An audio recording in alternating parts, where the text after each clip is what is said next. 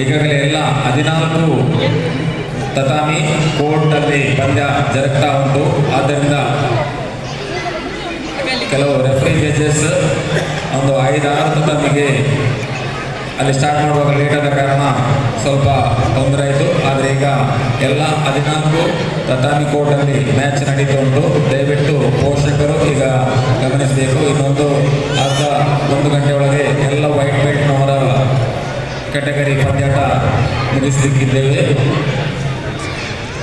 ಯಾಕಂತೇಳಿದರೆ ನಾವು ಟೈಮ್ ಕೊಟ್ಟ ಪ್ರಕಾರನೇ ಪಂದ್ಯಾಟ ಆಗುವಾಗ ಮುಗಿಸ್ಲಿಕ್ಕೆ ಆಗುವುದಿಲ್ಲ, ಸ್ವಲ್ಪ ಹೆಚ್ಚು ಕಡಿಮೆ ಆಗ್ತದೆ. ಸೊ ತಮ್ಮೆಲ್ಲರ ಸಹಕಾರವನ್ನು ಕೋರುತ್ತಾ